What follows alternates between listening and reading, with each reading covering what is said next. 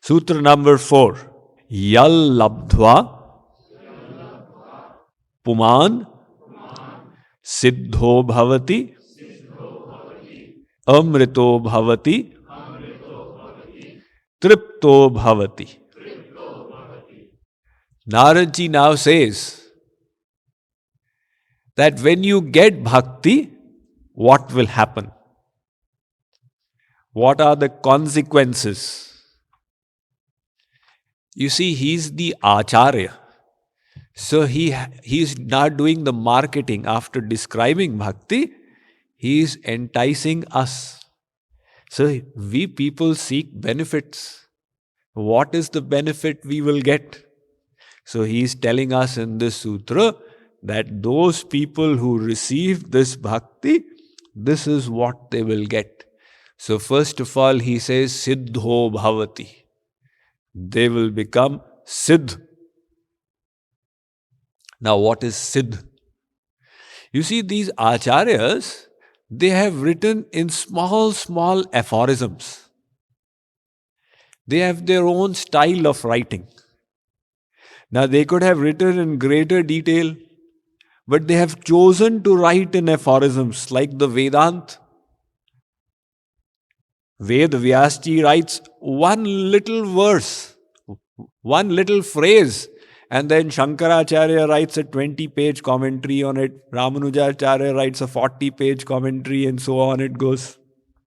So similarly, Naradji has written in small aphorisms, so we need to delve deep in order to extract the meaning. So he says, siddho bhavati. On receiving bhakti, you will become siddh. What is siddh? There is one siddhis that yogis get.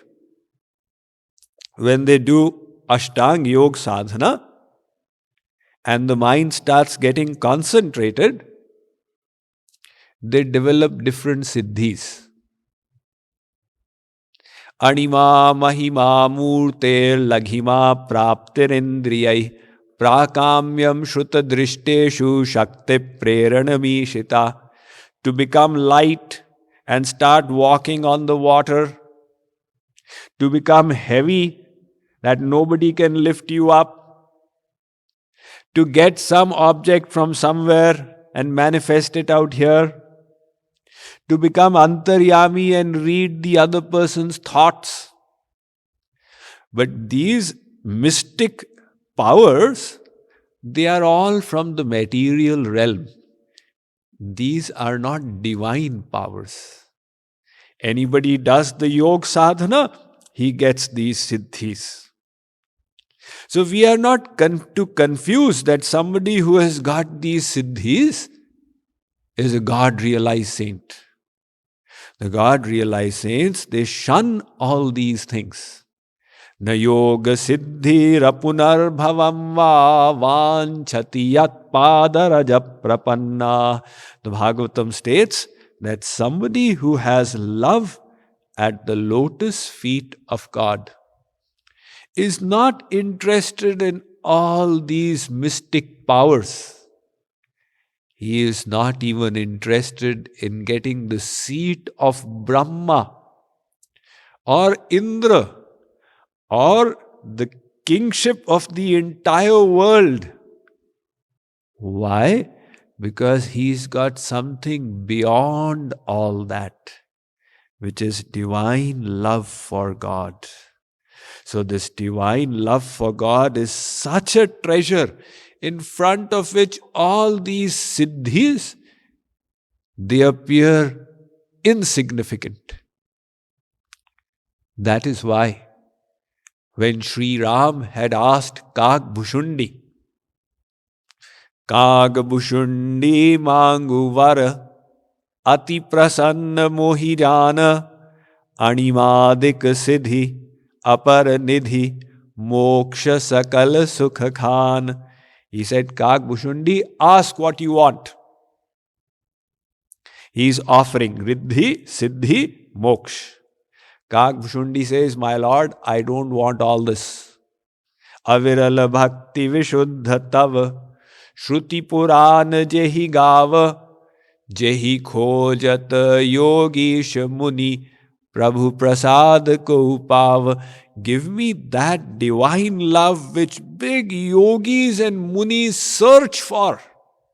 And by your grace, one out of millions receives. My Lord, I want that love. So, here, Narad ji can definitely not be meaning that person gets equipped by siddhis. What does he mean by siddh? By siddh here he means that devotee becomes perfect. In other words, his heart melts and starts flowing in the direction of God. Just like, I don't know if you ever stayed in an ashram, in a holy place, the Mahatmas, they don't say cook the food. They will not say कि वो चावल को पका लो. They will say चावल को सिद्ध कर दो. So when they say siddh kar do, what they mean is that cook it until it becomes soft. About 25 years ago, I had gone with a group of devotees in the Uttaranchal region, and among other places we went to Yamunotri. So in those days, you had to go about 7 hours walking, and then you had to return before night. So we went, it was a hill path, and when we reached there, we were exceedingly thirsty. There's a Surya Kund there, you have bath in the hot water, and we saw a cave up there. So we found our way into the cave, and we found this Mahatma Ji and 2 of his disciples. So he said, welcome, welcome, welcome. Sit down, have something to eat. We were definitely very hungry. So his disciples, they took the rice and they put it. Now up there the water was really hot. It would become cooler and cooler by the time it would come down. So he put it in the kund out there, cooked the rice in a few minutes, and then offered it to us. So we have enjoyed it so much. It was like the best thing we ever had. We went and told others in the group. So some more found their way up. By the end, he had fed about 25 people. So we asked him that, how do you get all this in this cave of yours? He said, people come and give it, and I give it to others.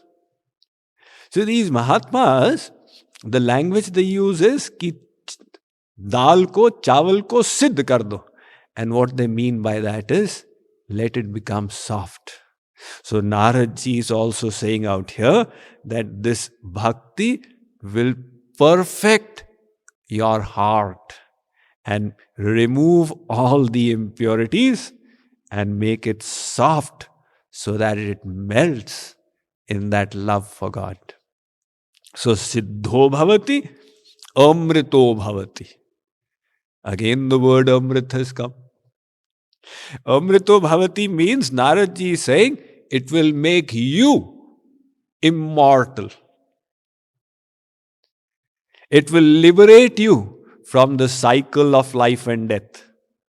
Although the devotee does not yearn for liberation, because if somebody yearns for liberation, that is selfishness, and that is against the principle of love.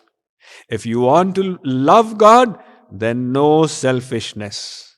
Give up the desire for the world, give up the desire for liberation as well. Only keep the desire of my beloved's happiness in the mind. So, on the path of bhakti, the devotee doesn't want mukti, while the jnani and the yogi, their ultimate goal is mukti, to get liberated from Maya. The bhakt says, not at all, I don't want mukti. Once mukti or liberation came to the door of this devotee, So he said, Ka Tvam. Who are you? I am Mukti. Muktirupagatasi bhavati kasmadiha. Why have you come to my door? You will spoil my bhakti. You will make me selfish. I will start desiring my happiness. I don't want you. Sri Krishna, God has sent me. He says, you go and embrace him. Who has sent you? I am not interested. Dure tishthamana gana gasikatham kuryadanaryam mai tvad gandhan nijanam chandana rasa lepyasya lopo bhavet. Even your slight aroma will tinge my selfless love. Hence, I don't want you. So the devotee does not make liberation his goal. He says, I'm willing to come back again and again in the cycle of life and death. I've got no problems. However, God says, listen, you have perfected. Now mukti will be automatic. Without your asking. I will automatically give it to you. Why? You have attained divine love. Now you have no business in the cycle of life and death.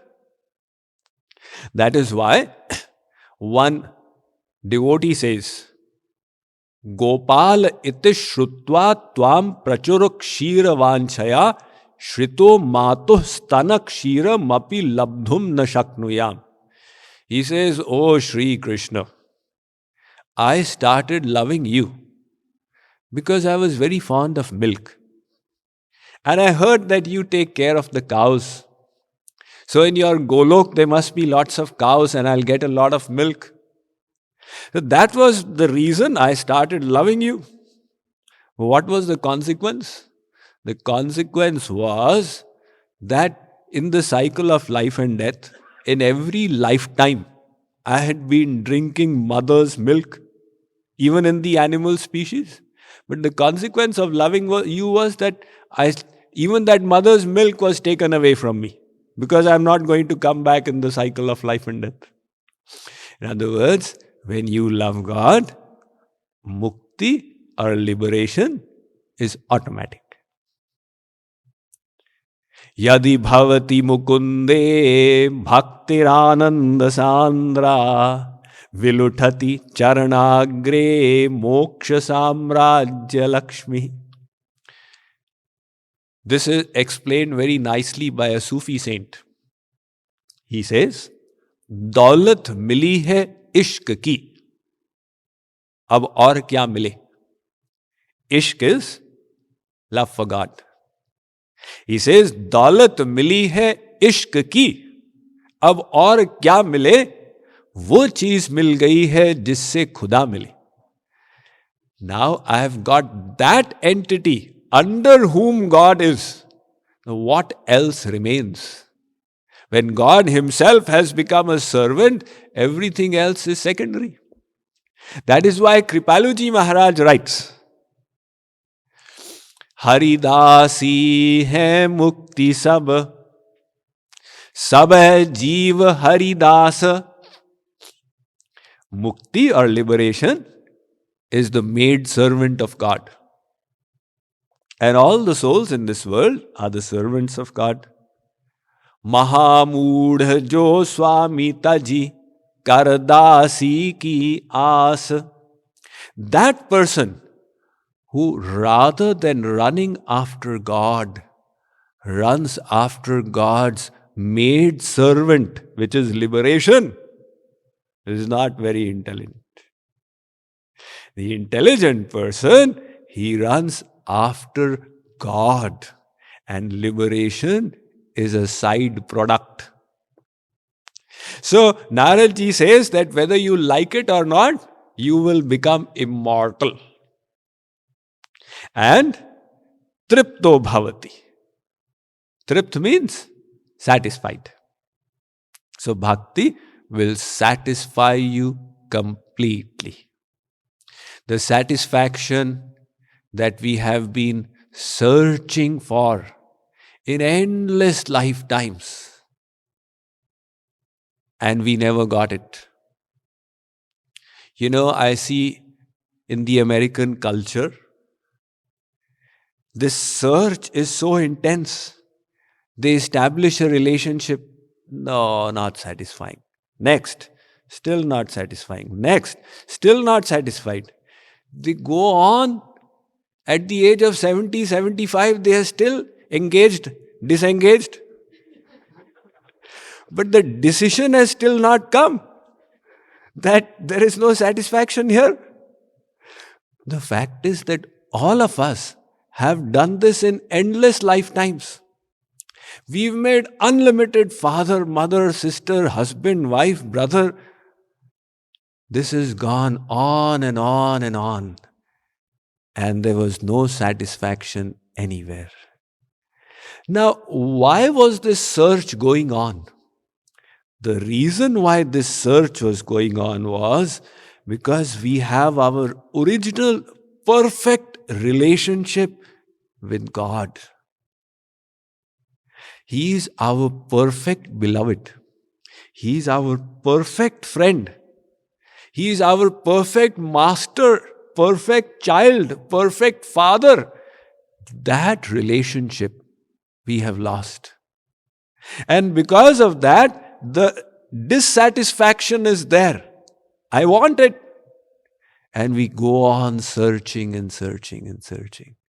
Now, this search is proving that there is something lacking.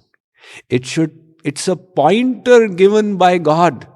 That dissatisfaction from within is God's way of telling us that, listen, you come to me and then you will be fully satisfied. So, if somebody can establish that relationship with God, the satisfaction that that person is searching since endless lifetimes will come. So, Naradji says, bhakti will result in tripto bhavati. It will fully satisfy you. Actually, the jnani will also get fully satisfied. He will get the bliss of God. Where is the question of dissatisfaction? The yogi will also get fully satisfied. He'll get the bliss of God.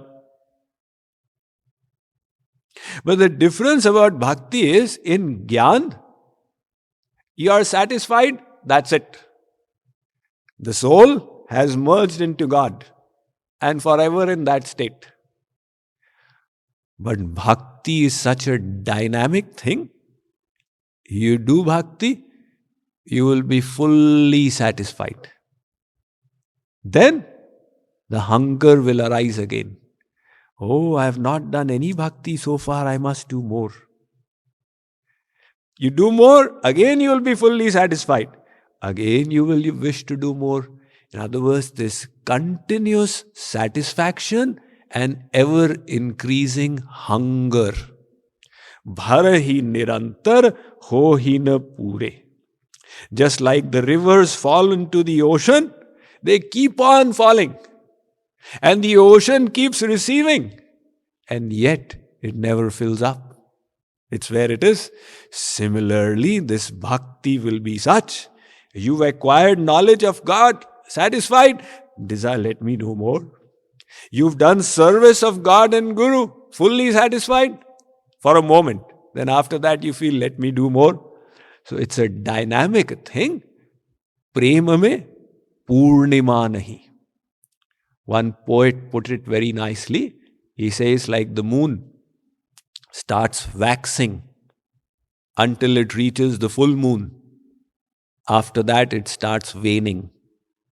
But in this divine love, there is no waning. It is only waxing and waxing.